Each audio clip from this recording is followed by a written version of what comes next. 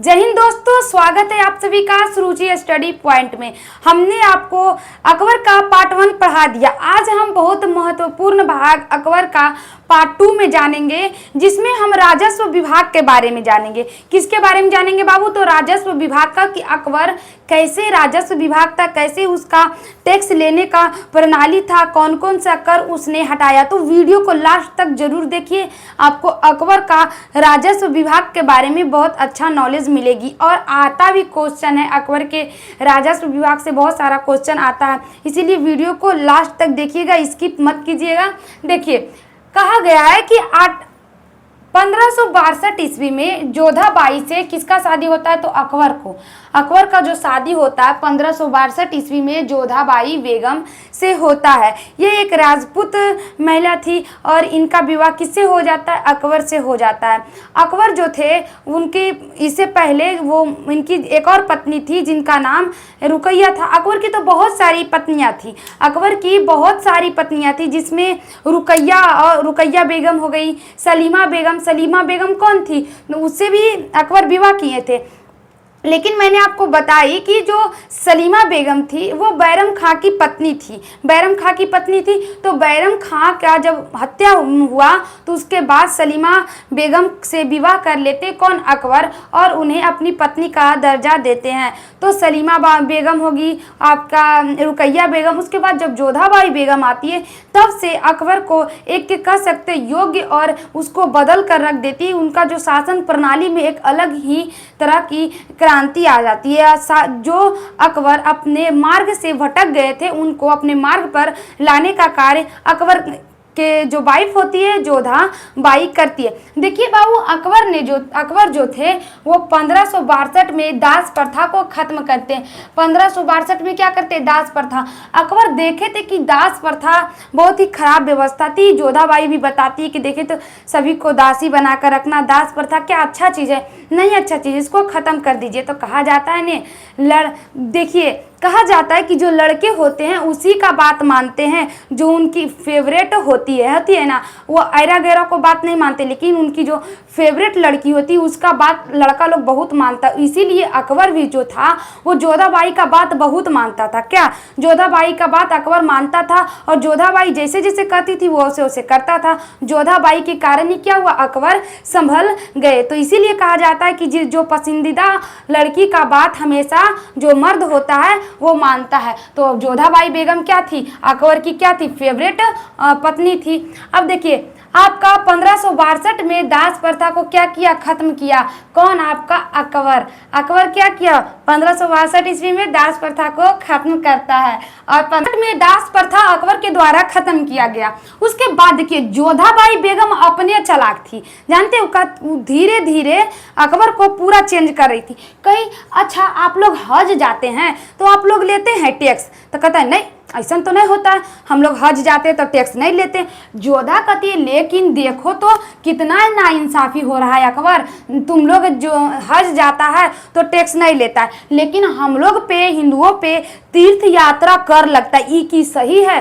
तो अकबर कहता ऐसा होता है, तुम लोग पे तीर्थ यात्रा कर लगता है? तो कहता हाँ, तीर्थ यात्रा कर लगता है। कहता रुको हम ये तीर्थ यात्रा कर को समाप्त करते हैं। अब अकबर को भी नहीं पता था, क्योंकि देखिए बहुत सारा ऐसा बात है जो राजाओं को नहीं पता होता। ये बहुत सारे ऐसे बात जो घटना हो रही है वो प्रधानमंत्री तक पहुंचती ही नहीं है। तो इसी प्रकार राजा को भी यह बात नहीं पता था कि हिंदुओं पे तीर्थ यात्रा कर लगाया जाता है।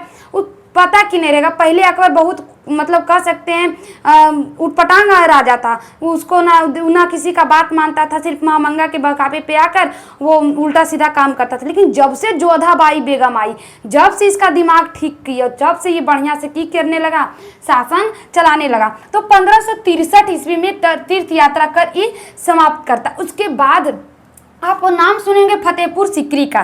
फतेहपुर सीकरी को 1571 ईस्वी में किसके द्वारा बनाया गया? तो अकबर के द्वारा बनाया गया। फतेहपुर सीकरी में पूरा एक जैसे राजा का राजधानी होना चाहिए वैसा राजधानी, पूरा राजमहल, पूरा राजा को रहने का व्यवस्था सब कुछ कराया अकबर। अकबर अपनी राजधानी ना दिल्ली से फतेहपुर सीकरी शिफ्ट किया, समझे। अकबर जो था अपनी राजधानी फतेहपुर सीकरी ले जाता है, लेकिन वहाँ पानी उनी की कमी से और भी कुछ दिक्कत होने के कारण वो वहाँ नहीं सरवाइव कर पाता और फिर से दिल्ली चला आता है। तो 1571 ईस्वी में फतेहपुर सीकरी राजधानी ले जाता है कौन? तो फतेहपुर सीकरी का क्या कराता है आपका, ये निर्माण करवाता है कौन? अकबर। कौन कराता है बाबू? अकबर। उसके बाद देखिए 1575 ईस्वी में इबादत खान नामक एक कह सकते हैं एक ऐसा परंपरा चलाया इबादत खान, जिसे सुलह कुल कहा जाता था। इबादत खान का मतलब क्या होता है? जिसे सभी धर्मों को बारे में बताना, सभी धर्मों को मिलजुल कर रहने के लिए एक ऐसा नियम लाया जिसको हम कहते थे इबादत खान कहा जाता था, सुलह कुल। कब लाया? 1575 ईस्वी में। उसके बाद 1579 में मजहर लाता है। 1579 में क्या? मजहर। अपीगा मजहर क्या है? देखिए अकबर जो था वो कहता था नहीं कि हमारे धर्म, जो भी धर्म है, धर्म के ऊपर कोई नहीं, धर्म पे किसका हक होगा तब मेरा होगा। यानी कि अगर धार्मिक मामला में भी अगर फैसला लेना होगा तो हम ही लेंगे। अगर कुछ भी धार्मिक मामला में फैसला लिया जाएगा तो किसके द्वारा लिया जाएगा? तो अकबर के द्वारा लिया जाएगा। यही कहा गया आपका 1589 में, जिसे कहा जाता है मजहर। मजहर मतलब क्या होता है? धर्म।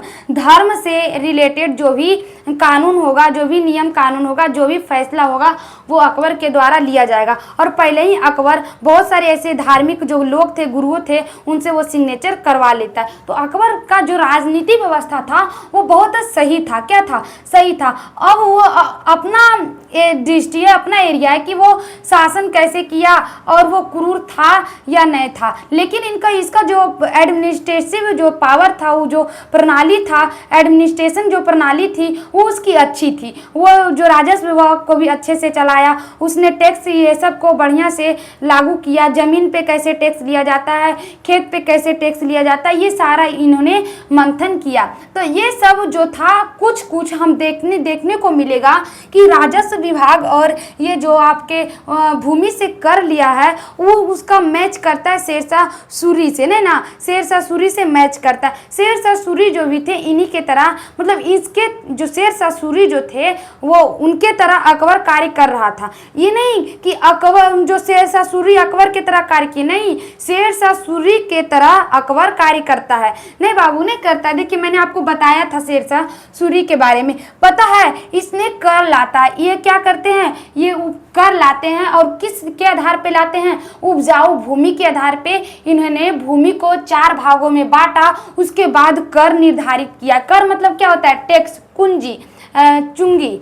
टैक्स, कर, चुंगी, उसी को क्या कहा जाता है? कर मतलब टैक्स। देखिए भूमि के आधार पर इसने भूमि को 4 भागों में बांटा। अकबर द्वारा भूमि को 4 भागों में बांटा गया। नहीं, अकबर द्वारा भूमि को 4 भागों में बांटा गया। कैसे? तो पेजल भूमि, एक परती भूमि, एक चाचर भूमि, एक बंजर भूमि। अब कहिएगा परती भूमि क्या है? तो देखिए ये परती मतलब परित ना है, होता है ना कि परित है। देखो ना 2 महीना से नहीं, 2 महीना में नहीं लगता है धान। 2 साल से धान लगाए हैं लेकिन परिते है। इस खेत में ने 2 साल से धान नहीं लगाया, परित है। तो उपरित नहीं मानिएगा। यहाँ उपरित मानने का नहीं है। यहाँ है कि पोजल भूमि, मतलब पोजल भूमि और परती भूमि, चाचर भूमि और बाजर भूमि। तो परती भूमि का मतलब कि 1 वर्ष का अंतराल नहीं होता है कि 1 साल भूमि में लगाए गेहूं, 1 साल परिते चल गया, तो उसी को क्या कहते हैं? परती भूमि कहते हैं। तो अकबर ने 4 प्रकार की भूमि बांटा। किसके आधार पे? तो उपजाऊ के आधार पे, उपजाऊ के आधार पर कि कैसा फर्टिलाइजेशन होता है, कैसा क्या होता है आपका उपजाऊ भूमि है, उस पर कैसी हमारी फसल उगती है।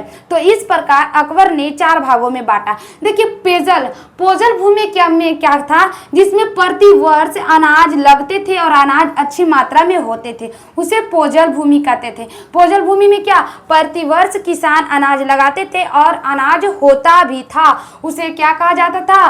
पोजल भूमि। प्रति भूमि में क्या था? देखिए 1 वर्ष का अंतराल होता था। नहीं कहता अरे 1 साल लगाए, दूसरा साल ये तो परिते रह गया, खेता कने लगा पाए, जे होबे नहीं किया, इस साल गेहूं हुआ, इन पर साल नहीं हुआ, परित रह गया, नहीं बोलता है। तो प्रति भूमि, तो प्रति भूमि 1 वर्ष का अंतराल। प्रति भूमि में क्या होगा? 1 वर्ष का अंतराल होगा, जिसे क्या कहा जाता है? प्रति भूमि कहा जाता है। चाचर एक होता है, क्या होता है, चाचर भूमि। देखिए चाचर, चाचर से 4 नहीं दिख रहा आपको, चाचर से 4 दिख रहा है, तो चाचर मतलब होता है 4 वर्ष का अंतराल, यानी कि 4-4 साल उस खेत पे भूमि पे आपका कोई भी फसल हुआ ही नहीं, उसे क्या कहा गया, चाचर भूमि कहा गया। उसको क्या कहा गया, चाचर भूमि कहा गया। मतलब उस पे खेत पे कोई भी उपज नहीं हुआ कि कितना वर्ष तक, जो 4 वर्ष तक, तो इसे क्या कहा गया, चाचर भूमि कहा गया। उसके बाद बंजर भूमि आता है, उसके बाद क्या आता है, बंजर भूमि आता है। बंजर भूमि में क्या होता था, वहां पे खेती होती ही नहीं थी, वहां पे क्या निकल होता ही नहीं था। बंजर भूमि क्या था, बंजर, आप ऐसे भी जानते कि बंजर भूमि में क्या फसल होती है, नहीं होती है। तो बंजर भूमि, चाचर भूमि और आपका प्रति भूमि, ये तीनों तो आपको ऐसे याद हो गया नहीं। 1 साल के बाद नहीं देखते, 1 साल के बाद या कह सकते 1 साल उपजाए भूमि पे गेहूं चावल और दोबारा सलिया नहीं उपजा, तो कहता नहीं कि परित चल गया। तो 1 साल जो अंतराल होता है उपज में, 1 साल का अंतराल होता है, उसको क्या कहते हैं, प्रति भूमि, चाचर भूमि। लगातार 4 साल तक कोई उस पे अनाजे नहीं उपजा, तो उसको क्या कहेंगे, चाचर भूमि। उसके बाद बंजर, बंजर मतलब कि उस पे कहीं अनाज उगवे नहीं किया, उसको क्या कहते हैं, बंजर भूमि कहते हैं। तो इस प्रकार अकबर के द्वारा 4 भागों में भूमि को बांटा गया, किसके आधार पर, तो उपजाऊ के आधार पर, उपज के आधार पर। अब देखिए इस भूमि को जो टैक्स होता है वो वसूलने का काम किसको देता है और कौन कौन लोगों के पास भूमि रहती है, यानी कि हम भूमि का स्वामित्व जानेंगे कि भूमि का स्वामित्व किसके पास होता है। स्वामित्व मतलब क्या होता है, अधिकार, कौन सा भूमि किसके पास है उसको क्या कहते हैं, स्वामित्व या अधिकार बोलते हैं। तो आपने क्या समझा, आपने समझा कि उपजाऊ के आधार पर कितना है, तो 4 प्रकार का क्या है आपका भूमि, उपजाऊ के आधार पे 4 प्रकार के, या उपज के आधार पे भी हम कह सकते हैं। पोषण भूमि जिसमें 1 प्रति वर्ष होगा आपका अनाज, उसके बाद प्रति भूमि जिसमें 1 वर्ष का अंतराल होगा, चाचर भूमि जिसमें 4 वर्ष का अंतराल होगा, बंजर भूमि जिसमें क्या होगा आपका, भूमि पे कोई भी अनाज नहीं होगी। और उसके बाद देखिए ये तो हमारा क्या हो गया, उपज के आधार पर। अब आइए जानते हैं स्वामित्व के आधार पर अकबर ने किस प्रकार से भूमि को बांटा। देखिए खालसा भूमि होती थी, खालसा भूमि का मतलब होता था सरकारी भूमि, है ना। अभी होता है ना बहुत सारा भूमि सरकार का होता है, उसको हम क्या बोलते हैं, ये भारत सरकार का या बिहार सरकार का, है ना, हम लोग बोलते हैं ना। तो पहले बोला जाता था खालसा भूमि, खालसा का मतलब होता था सरकारी भूमि जो सरकार का हो। तो जो खालसा भूमि होता था वो किसके पास रहेगा, बताइए। आप सोच सकते हैं कि उस समय सरकार कौन होता होगा, राजा। सरकार कौन होता होगा, राजा। तो किसके पास भूमि होगी, राजा के पास। तो जो भी खालसा भूमि होती थी वो किसके पास होता था बाबू, तो राजा के पास। तो राजा के पास जो भूमि होती थी उसको हम खालसा भूमि कहते थे। यहाँ तक दिक्कत, राजा के पास जितना भी भूमि होता था उसे हम खालसा भूमि कहते थे। अब देखिए जागीर होता था जिसे मनसबदार कहा जाता था। जागीर जो होते थे वो मनसबदार का होता था। अब को कुछ ऐसा जमीन होता था मनसबदार का होता था जिससे वो कर लाते थे। जैसे कि देखिए राजा जो होते थे, जैसे अकबर हो गया, अकबर क्या किया कि भूमि को जैसे भागों में बांटा नहीं, वैसा ही कहता है कि जिसके पास जागीर होता उसे मनसबदार कहा जाता था, जिसके पास जमीन होता था उसे मनसबदार कहा जाता था। और उस जो भी उसका ज़मीन पे या कह सकते हैं जितना भी ज़मीन होता था उस पे जो उपजता था धान चावल गेहूँ जो भी अनाज उपजता था, तो उपजने के बाद जो ये क्या करता था अपना टैक्स रखता था और कुछ सरकार को देता था। मतलब क्या होता था, अपना टैक्स, इसको जो मनसबदार होते थे उनको वेतन किससे मिलता था, तो भूमि से जो अनाज उपज रहा था उससे जो कर आता था उसी से इसका टैक्स मतलब इसका वेतन मिल जाता था। तो जो जागीर होते थे मनसबदार होते थे उनका जो टैक्स होता था वो कहाँ से आता था, उनका जो वेतन होता था वो कहाँ से आता था, तो उनका वेतन जो भी खेत है, खेत में जितना भी अनाज हुआ उस पे जो जो टैक्स लगा वही टैक्स का जो ही टैक्स से आता था पैसा उसी से क्या होता था उनको वेतन दे दिया जाता था। क्या किया जाता था, वेतन दे दिया जाता था। ये सब मनसबदार का था, किसका, जागीर मनसबदार का था। अब एक था पैवाकी, एक था कि पैवाकी। अब देखिए एक था पैवाकी, ये डायरेक्ट केंद्र सरकार यानी कि हम कह सकते हैं ये डायरेक्ट अकबर के खजाने में जाता था। पैवाकी जो होता था डायरेक्ट अकबर के खजाने में जाता था।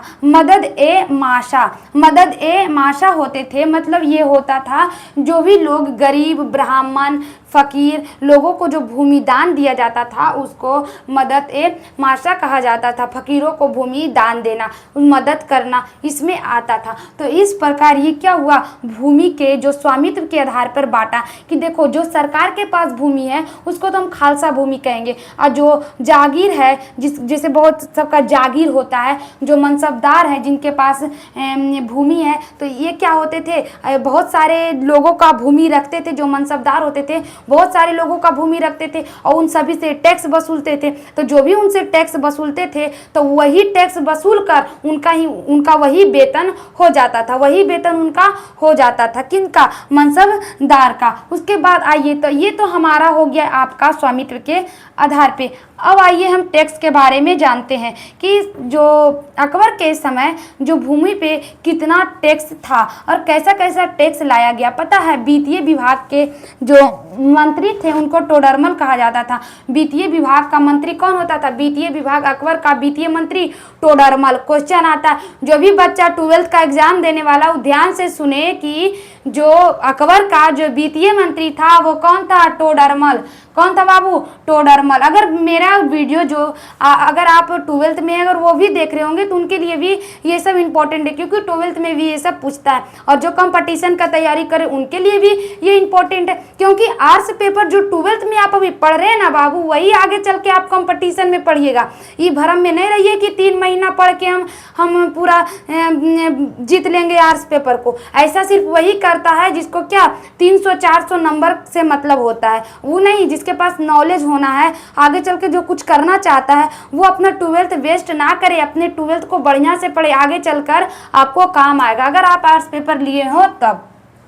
देखिए, टैक्स है जब्ती प्रणाली। टैक्स में अकबर ने क्या तो 3 प्रणाली रखी। टैक्स में 3 प्रणाली रखा, जिसमें जब्ती प्रणाली, उसके बाद कानूनत प्रणाली, उसके बाद आईने आपका दरसाल प्रणाली। ये सब क्या था, अकबर का प्रणाली था। जब्ती प्रणाली में क्या हो जाता था, भूमि के नाप पे, भूमि के माप पे, कि भूमि को माप कर टैक्स लिया जाता था। अकबर जो था भूमि को नपवा कर टैक्स लेता था, उसको हम कहते थे जब्ती प्रणाली कहते थे। हम शेर शाह सूरी के बारे में भी आपको पढ़ाए थे, तो हम बताए थे कि जो शेर शाह सूरी भी था वो भी भूमि को मपवाता था, तो ये भी मपवाया ये भी मपवाया। उसके बाद कानूत प्रणाली, उसके बाद क्या आता है, कानूकुत प्रणाली। कानूकुत प्रणाली में क्या होते हैं, कानूकुत प्रणाली में उपज का कुल मात्रा का टैक्स, मतलब जितना आपका खेत में उपज रहा है तो उपज जितना भी खेत में उपजता है उस पर टैक्स लिया जाता है ना। आप नहीं समझ रहे होंगे, देखिए हम आपको बताते हैं। देखिए इसमें क्या होता था, आपका कानूकुत प्रणाली में क्या होता था, कानूकुत प्रणाली में जैसे कि आपके खेत में धान गेहूँ लगल है ने, अब जो राजा होता था वो खेत को बता देता था, खेत को देखकर बता देता था कि इस खेत में इतना सारा गेहूं है ने, तो इसमें 2 क्विंटल गेहूं होगा, या 4 बोरा गेहूं होगा, या 5 बोरा गेहूं होगा। ये बता दिया कि बताया, उपज के आधार पे बताया ने। और क्या किया, आपका बिना कटाई का सिर्फ अनाज देखकर बता देता था। अभी खेते में अनाज है और अनाज देखकर बता देता था कि इसमें इतना अनाज होगा, उसी का उपज का कुछ मात्रा कहा जाता था। क्या, उपज का कुछ मात्रा का टैक्स, मतलब देख लेता था कि इस भूमि में इतना अनाज होगा। लेकिन यहाँ लोग घपला करने लगे। क्या किए, देखो अकबर देख के, या अकबर के जो भी सेनापति था, जो भी राजस्व विभाग संभालता था, वो बहुत सारे लोग थे, तो वो देखते थे कि इस खेत में इतना सारा धान है तो इसमें इतना उपज होगा, तो तुमको इतना उपज के मात्रा में 40% टैक्स देना होगा। अब वो की करता था, खेते से दो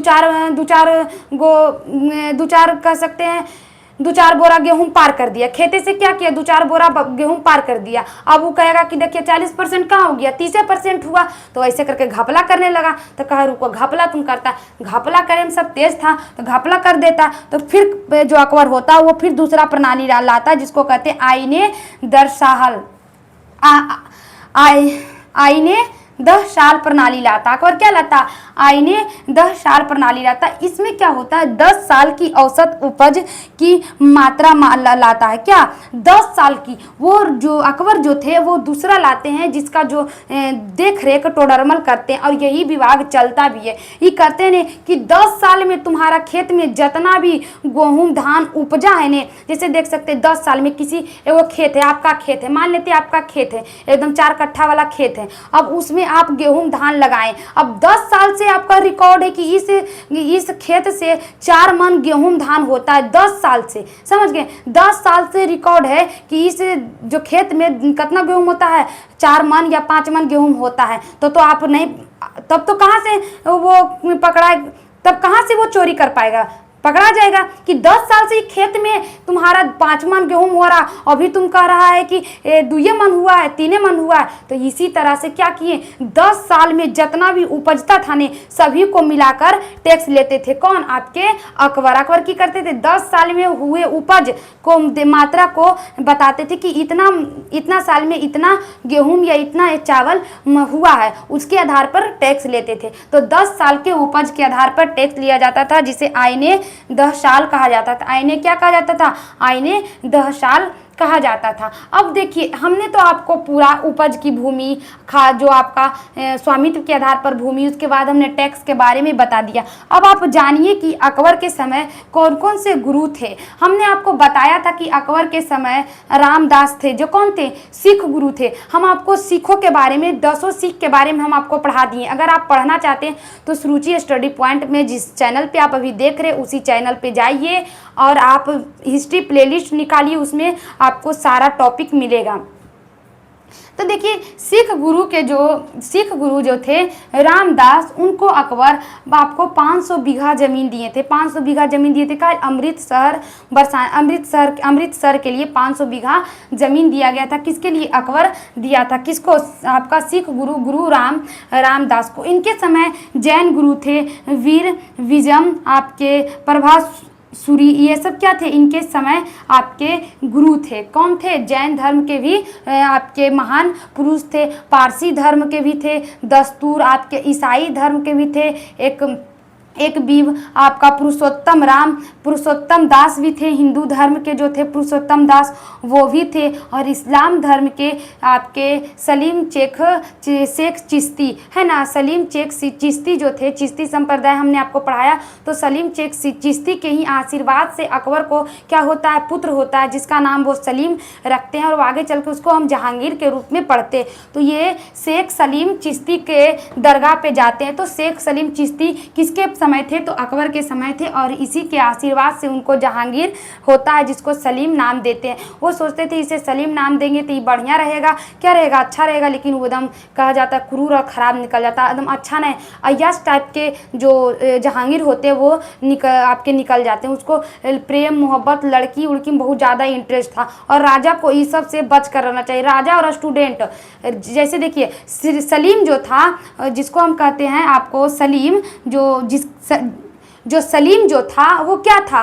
राजा था। किसका? अकबर का पुत्र राजा था, लेकिन उसको ज़्यादा प्रेम मोहब्बत में क्या था? इंटरेस्ट ज़्यादा था, तो वो बर्बाद हो गया। वो क्या हो गया? बर्बाद हो गया। इसीलिए स्टूडेंट को और राजाओं को प्रेम मोहब्बत से बचकर रहना चाहिए। क्या रहना चाहिए बाबू? राजा और आपके जो भी नेता होते हैं उन सभी को भी प्रेम मोहब्बत से बचकर रहना चाहिए। तो ये सारा जो टॉपिक है आज हम इस वीडियो में कवर किए। नेक्स्ट वीडियो में हम नवरत्न के बारे में जानेंगे, और भी अभी हमारा अकबर खत्म नहीं हो गया, क्योंकि अकबर का बहुत शासन काल लंबा रहा और उसने कार्य भी बहुत अधिक किया। तो हम अकबर को बहुत ज़्यादा पढ़ेंगे, ऐसा नहीं कि थोड़ा सा पढ़कर छोड़ दिए। उसने जो जो काम किया सबको पढ़ेंगे। इनके दरबार में नवरत्न रहते थे, तानसेन रहते थे, ये आपका वीरबल रहते थे। आपके ये सब के बारे में हम नेक्स्ट वीडियो में जानेंगे। जय हिंद।